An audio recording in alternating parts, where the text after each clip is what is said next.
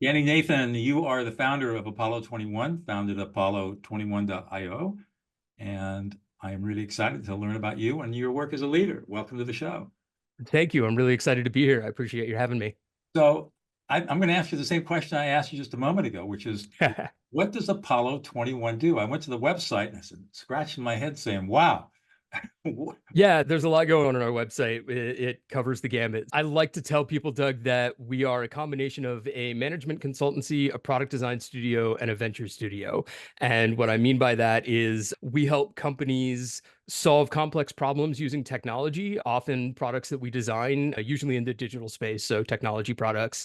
And then we also help companies launch new products of their own, launch new ventures, and we do the same for ourselves and work with some founders to help them launch early stage ventures as well. So really boils down to we build digital products and we build companies that make and launch those products. Wow, that's a plateful. So It is a plateful, but it's a ton of fun. how'd you get there? What's your backstory? It's been a roller coaster. I started my career in advertising of all places, and within a couple of years of running down that path, very quickly realized that the most fun I was ever going to have doing advertising had already happened in school. And so I took it upon myself to create a crash course in all things brand and market and technology, and eventually found myself moving on from advertising. I spent about 5 years helping to build out an innovation consultancy here in New York. And then that kind of gave me the introduction to the world of startups, the world of entrepreneurship, and thinking far more carefully about what opportunities technology brings to bear in terms of how businesses learn from service and interact with their customers.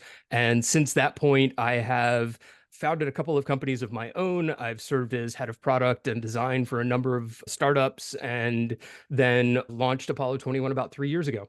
Wow. So is there any particular vertical that you specialize in? No, we don't. We are industry agnostic. And basically, we've worked with companies across a full range of industries and verticals, ranging from remote guarding and like video security to financial services. We spent about a year and change working with a big client in the rodeo space, which was a lot of fun learning about and thinking about how technology can play a role in rodeos. Wow. Uh, Yeah. yeah, that was an interesting one. That one always gets people's attention too. Well, I live in rodeo land, so Yeah. I grew up in rodeo land, but was never involved. And that year of work ended up being a rather interesting kind of crash course into everything that I missed out on as a kid. And it gave me a chance to learn about what happens in rodeo and why people are such fans. wow, that's really cool and exciting. And so today you're the founder and I presume CEO of Apollo 21. Yes. Uh, are you guys do you guys operate remote? Are you hybrid? Or are you in office?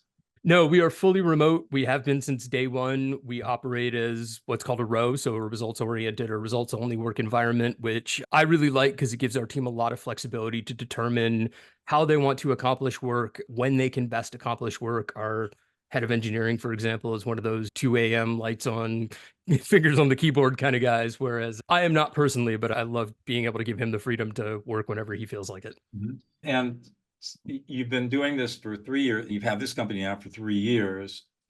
What's the kind of typical client engagement that people will bring to you?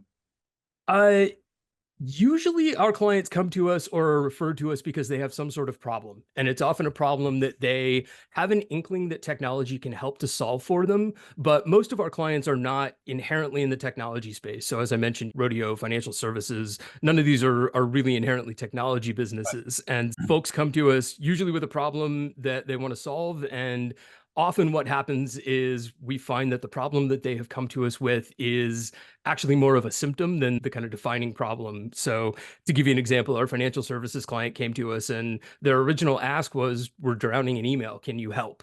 And what we found through our discovery process was that they were drowning in email because they actually didn't really have defined processes for how work moved through their kind of internal operations and workflows. And so when somebody started, they were told that when they needed X to email Bob and when they needed Y to email Jane. And so you can imagine Bob and Jane's emails were overflowing from the get-go. And so your job is to figure out how to fix that. Exactly. So we worked with them to understand and define all of the key internal processes that they were working on. And then we built out a piece of operational software that was designed to run those particular processes for them, automating as much as possible, managing the handoff from person to person, gathering approvals as requests traveled through the organization, and really moving all of that activity and communication out of their email inbox and into a standardized platform where they could see everything, understand exactly what was going on, kept audit trails and tracking of everything. Given that they were in financial services, there was a lot of money being moved. And so we needed to make sure that everything was tracked and that if something went wrong, we could figure out why. That's pretty cool. So as you think about it, what is it that gets you up in the morning and gets you excited to go to work? It really does come down to solving problems for me and building new ventures. And I don't mean to harp on those two. I know I've said those two things a lot, but they really are what get me going. The idea of digging in and having somebody come to me and say, "We're drowning in email. Can you help?" And figuring out, going through the process to understand, why are you drowning in email? Why are you getting so many emails? Who's sending the emails? And working all the way down the chain to understand, oh, you're getting a ton of emails because that's how you do everything. Let's figure out how to do that better. And the figuring out how to do that better is just a ton of fun. That's what you enjoy. Absolutely. How many people do you have on your team? Our team is flexible. So I have a core leadership team of about 4 people. And then one of the things that makes us unique is that we scale based on the needs of any given project. And we have partners that we are fortunate have allowed us to spin teams up very quickly. So usually within a week or two, we can formulate and construct an entire team for any given project. And so that it really changes over time. We've been as large as 30 and as small as about 10 or 12 at any given time. That's nice. So you can scale up or down as the business dictates.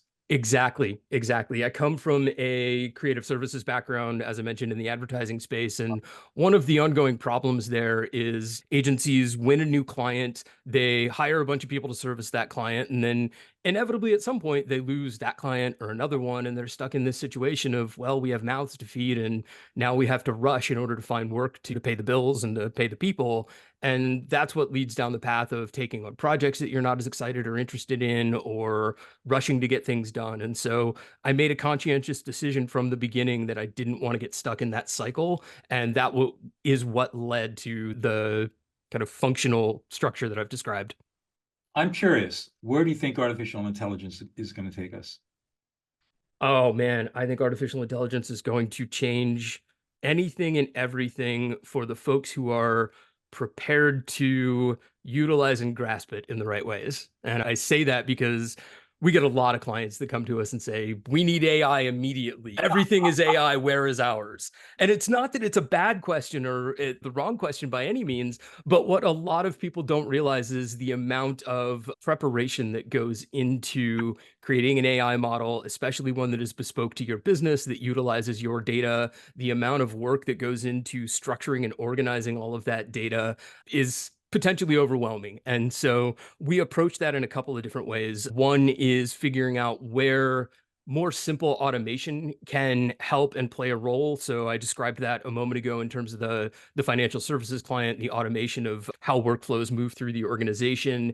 And then the other thing that we do is we pay a lot of attention to how we can use relatively simple existing AI tools to give people the operational advantage of querying and understanding their data while we're going through the process of also helping them understand what kind of foundational efforts we need to do so that we can structure their data and build the models that would make sense for their business in particular. Wow. And where do you think AI is headed?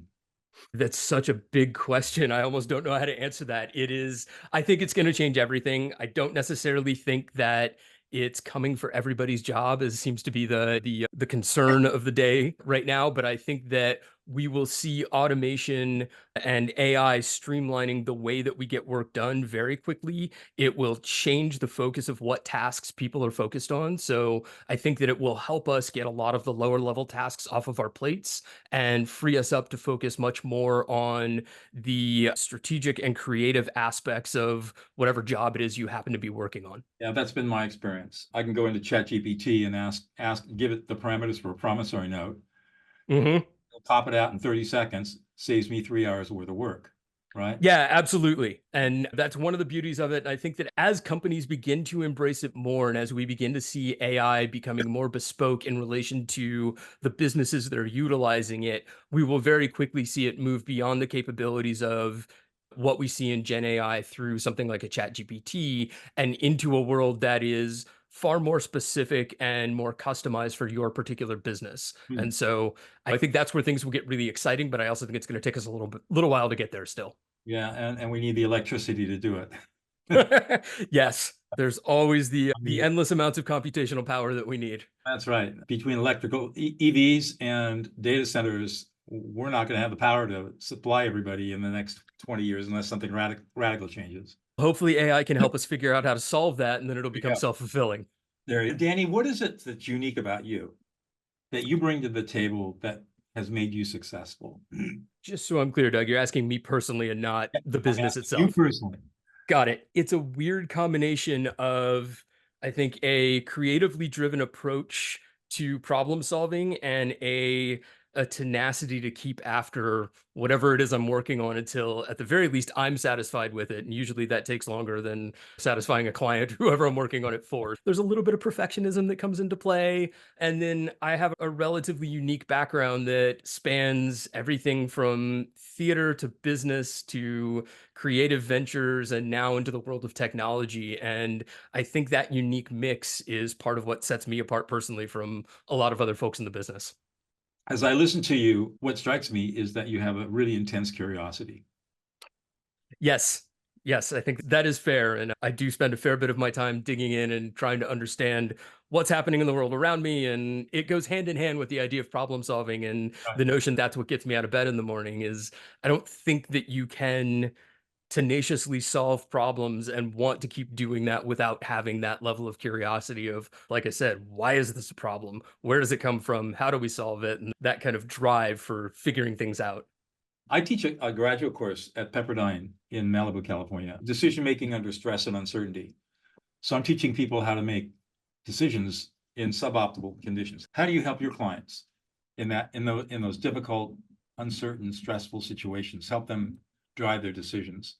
Yeah, absolutely. For me, it comes back to first principles. When somebody is facing a difficult decision in a stressful situation, boiling that decision in that situation down to the raw components of what exactly is the problem here, what is the shortest path to a near-term solution, and then how do we want to utilize that near-term solution to springboard into something that is a longer-term solution or a longer-term process that helps avoid that problem from reoccurring in the future. And by breaking things down, I think it helps to make things easier to chew through and go, okay, I need to worry about this particular part first. And from there, I can work my way down the chain and figure out what the next highest priority is and the next, et cetera. So part of the process is prioritize, defining and prioritizing the problem. Absolutely, without question. And then, and as you're looking at the problem to initially work on, you want to say, how can this solution give me the biggest bang for the buck? Always. I think that's inherent in at least the world that I'm particularly living in around venture building and building products. Everything comes down to what is the core pain point and for whom, and then how can we solve that tomorrow, and how can we do a better job of solving that a year from now and 10 years from now, et Right. cetera. Hewlett Packard used to have a policy way back in the day when they were working on new inventions that Mhm. it would be in stages, but at any given stage, if they pulled the plug on the project, they had a marketable product. Yes, that's brilliant. So they never wasted time or efforts. So everything you have to have something at every stage that you can take out, you can take to market. Absolutely. That brings to mind there's a great little kind of hand sketched cartoon that a lot of product folks throw around, and it's the paths to an MVP. And so the idea is if you're going to build a car, most people go, oh, okay, I'm going to build the wheels and then the chassis, and then I'm going to put the engine in and put the body on top. And yes, ultimately you get to a car, but until you get to the finished product, you don't have a method of transportation. And the alternative view of that is First I'm going to build a skateboard and then a bicycle and then a motorcycle and then I'll get to the car because no matter at what step I am along that process, I have some way to get places. There you go. It sounds like you're a strong adherent of the lean method, MVP, minimally viable product, and that sort I of. am a huge fanatic around lean principles, and I think that I've been digging into it a lot, even of late, and revisiting all of the foundational thought processes that go into what we do, and just educating and reminding myself what my roots were. And so I've been heavily focused on not only lean methodology, but also lean customer development, and reading through a bunch of different books and perspectives on how companies, and particularly how corporations, can foster innovation and rekindle that entrepreneurial spirit that presumably they started with when they were a startup themselves. And that's a huge challenge because as the companies grow, they become more bureaucratic. And there are more and more layers of decision making, more and more layers of authority. And once you get that sort of stuff going, now you have people protecting their position, privilege, and power. And Yes, people get siloed. And it takes a really strong leadership team to keep that from happening.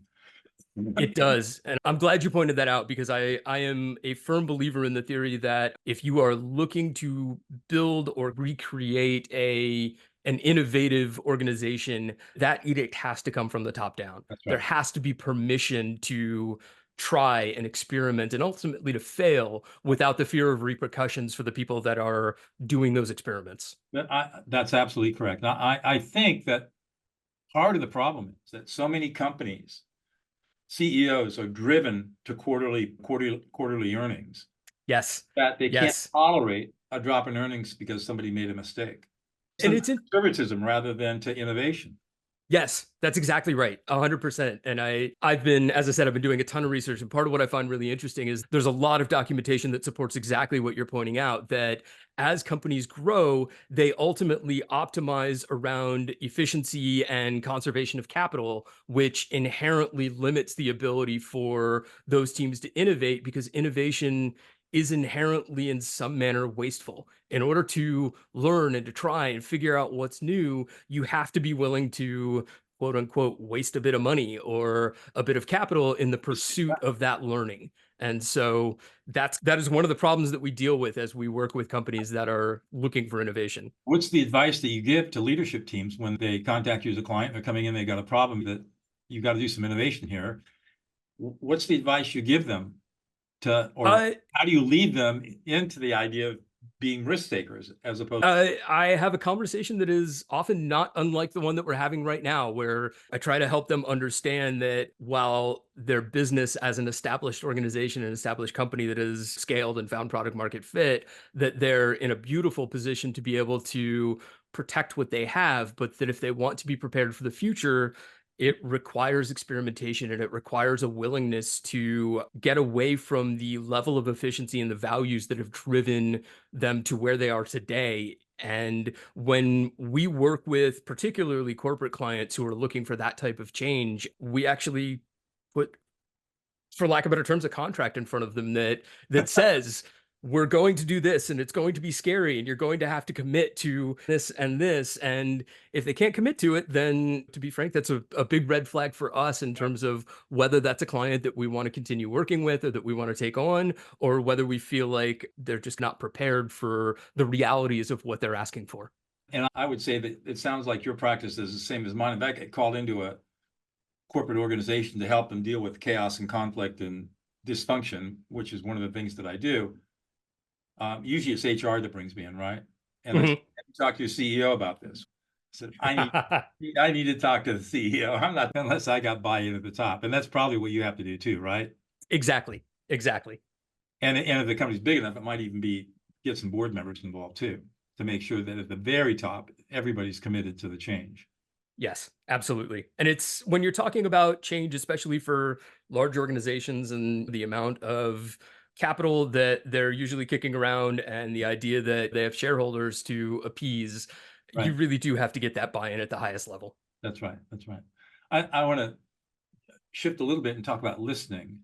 First of all, leadership empathy. You strike me as being somebody who probably has pretty good leadership empathy. In other words, you're able to understand what other people are feeling and respond to them at an appropriate level to make them feel like they've been heard. Is that a fair assessment? Uh, you said it, not me, but I certainly won't disagree. And I think that it's inherent to, again, it's inherent to the product role that has been a through line in my career, especially for the last 10, 12 years, which is you have to have empathy and you have to listen to people and understand what they're going through in order to build a solution to that problem, in order to help them understand what you're creating, and in order to help them feel safe in the idea that you are working on solving that problem for them and making their life easier, and that you need them to be open about what led to the problem in the first place and what they're willing to do in terms of solving that problem. You mentioned the word safety, which is, I think, is a key component to all this work, creating emotional safety. How do you learn? You weren't taught this stuff. I pretty much know that. No, this isn't really something that comes up in most college classes. Yeah, I've got to say, I'm the only one that has a formalized way of learning these skills, to my knowledge. I might be mistaken, but I've surveyed around, and I don't think anybody's teaching people how to listen and how to build leadership empathy. And it's a skill set to be learned, and it can be learned very quickly. But most people like you figure it out. And what I'm curious about is, how did you figure it out? This is going to be a little bit of a weird one, but I have to point back to, I spent the first 20 years of my life as an actor and literally up through college. And the idea of listening becomes second nature in that regard, because in order to stand on a stage and create a character and tell a story in a way that people can respond to, and when I say people respond to, both the actors that are across from you and then also the audience in whom you want to elicit a response, it requires that level of listening, and you have to put yourself into that mentality. And so I was fortunate enough to establish it early on, and then to just find myself in opportunities where I had to carry that forward and really listen to and understand client needs so that I could help them figure out how to address those needs for their customers. And that then led me to education in user experience design, which is very similar.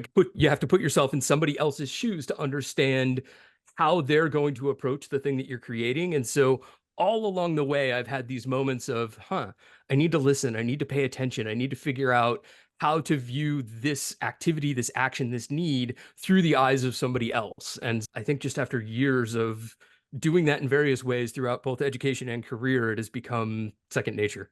I can tell. What advice would you give to somebody who's in a high leadership position who wants to develop this ability to be able to listen and have empathy? Not empathy in a soft way, but empathy in a way of understanding. Stephen Covey talked listening to understand, and chapter 5 of his book.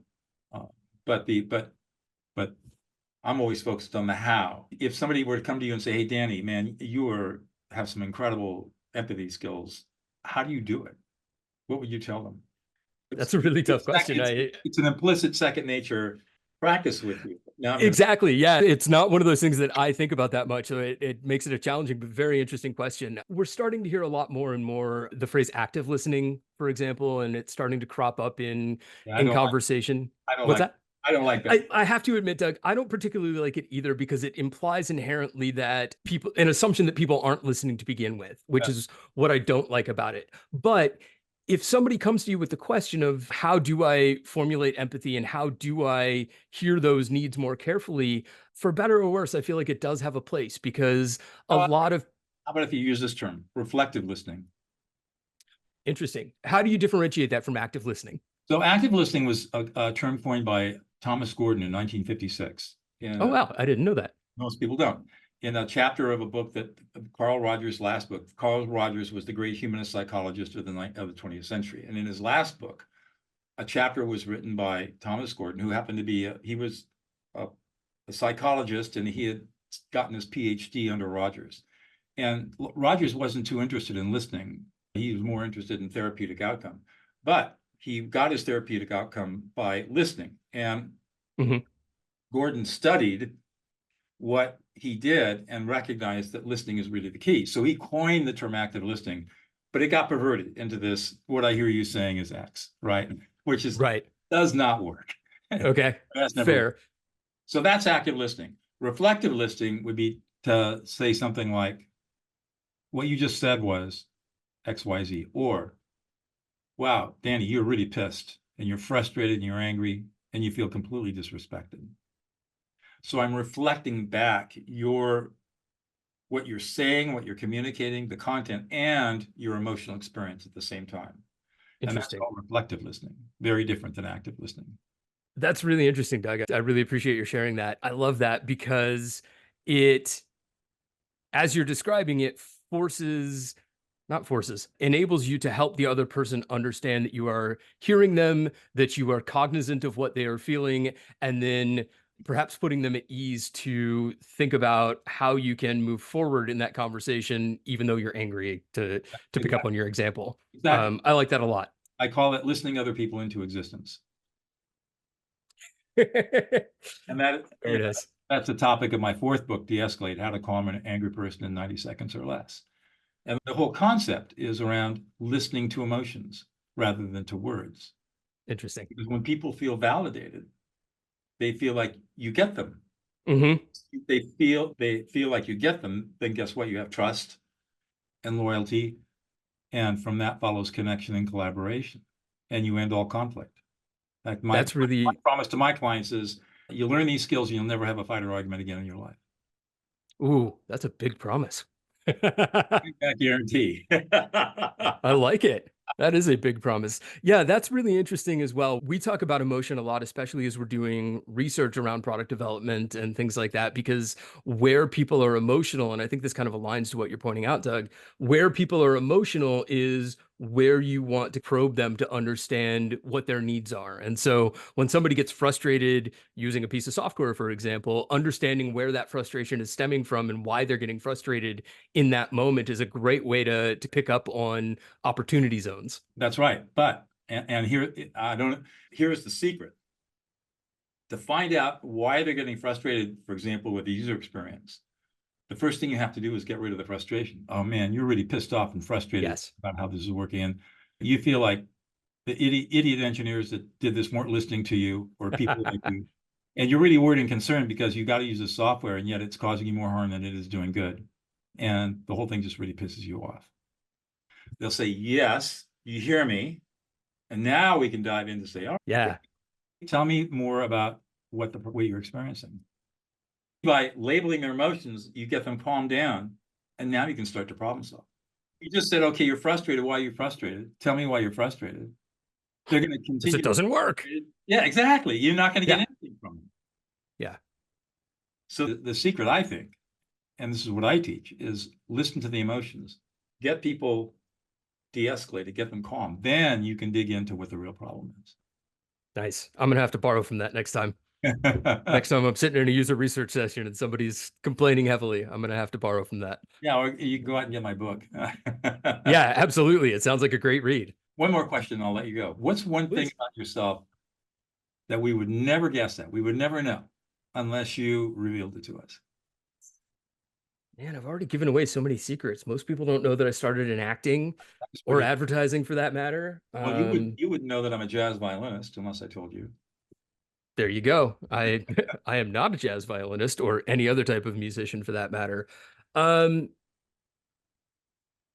me, I think that it would be just how determined I can be, especially in a group or a social setting. I tend to be a little bit quieter and a little bit more reserved. But if you get me started on something, especially in a work context, I can get pretty fired up, and it has taken people by surprise. You come across as pretty level and even keeled emotionally, but it sounds like you have a deep passion in yourself. And when you get passionate about it, you really get passionate about it. Yeah, I definitely do not always hide that aspect of myself. So that definitely crops up occasionally. Good for you. We've come to the end of our 30 minutes, and I just want to thank you so much for a great conversation, Danny. Thank you. I've learned a ton, Doug. I've really enjoyed this. Oh, great.